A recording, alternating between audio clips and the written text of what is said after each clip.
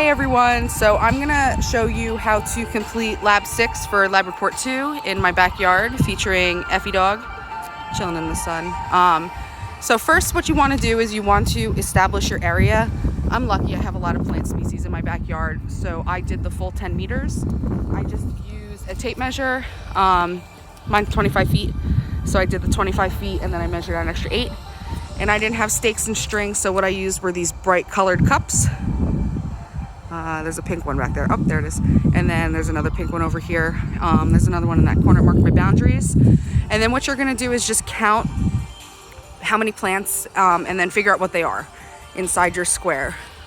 So when we're looking at our plant species in here, the easiest way to figure out what you have going on is to look at the 3 separate sections. So our first section up here is the canopy. My canopy is basically all my pine trees, my pitch pines. You could tell because the pine needles, remember, they don't fall off in the winter to preserve energy.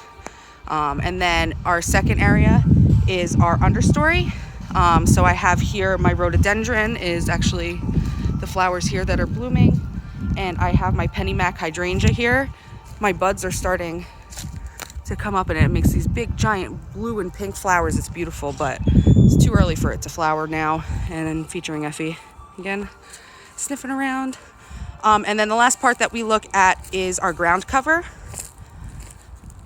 It's kind of hard to figure out what you have going on in your ground cover, especially if you have a mess like me going on.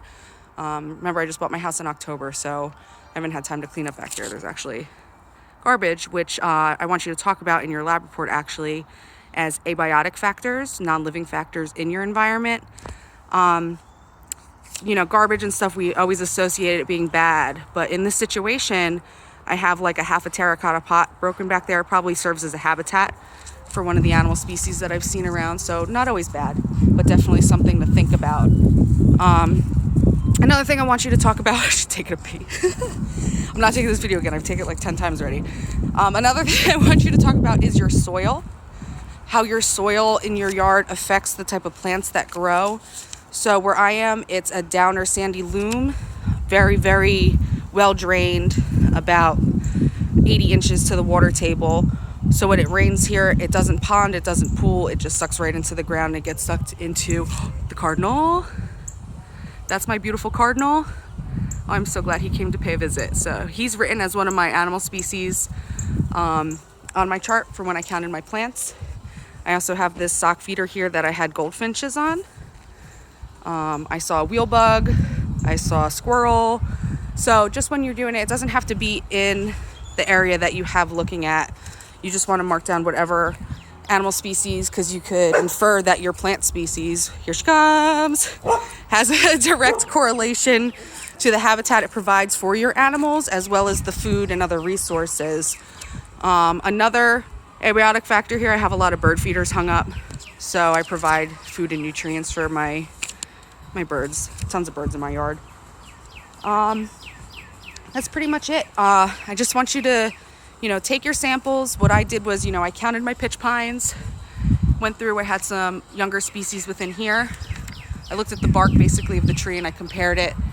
I know for sure this is a sassafras tree, and I have 2 sassafras trees within my area. I have this one and I have this one back here.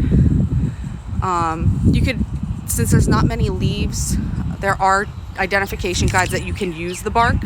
See how the bark looks very different on my sassafras than it does on my pine, than it does on my maple. So everything is distinguishably kind of different. I wanted to show you too. So see this tree here with the birdhouse on it, and see my pink cup, that is outside of my counting zone, so I would not count that as part of my density. And then I put random weeds because all over my yard I have to clean it up so bad. I just have a bunch of this going on. I can't figure out what that is, but I wanted to include it because when we're talking about dominant species and keystone species, the dominant species clearly in my yard are those weeds, is that undergrowth on the ground cover and in the understory. I'm not sure what it is, but I'm sure if I removed it, it really wouldn't have an effect on my larger, less dense species that I have. But I'd say for sure, if you're looking at everything I have going on here, because of the amount of pitch pine canopy I have growing. It's not just me, it's like my neighbors too. We just have a bunch of pitch pines.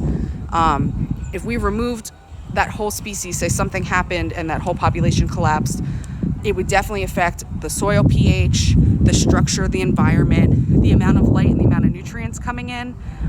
I have maples in my yard, but the pine forest, one of the reasons why we have to do our fires and our fire management is because if we don't allow fires to burn naturally, oak dominant forests start to come out through the pines because it takes the resources from the pine trees. I don't have any oaks in my yard, so I don't have to worry about that happening, but if I were to remove my pine trees, it would have a direct effect on my beautiful rhododendron. You can hear my birds. Oh, I didn't include a crow on my list, but I've got them too. But yeah, if anybody has any questions, I'm gonna send this to Miguel and see if he wants to take one in his yard so you could get like a different view. And I was gonna make a TikTok, so it'd only be a minute, but we'll see, maybe. I don't think I can fit that in a minute, I'll try. But enjoy your time at home, get outside. It's gonna be beautiful tomorrow especially. Happy Easter, happy Passover. Enjoy your holiday and reach out if you need anything, alrighty? One more Effie, she's gone. Oh no, there she is. Say bye to everybody. Say bye.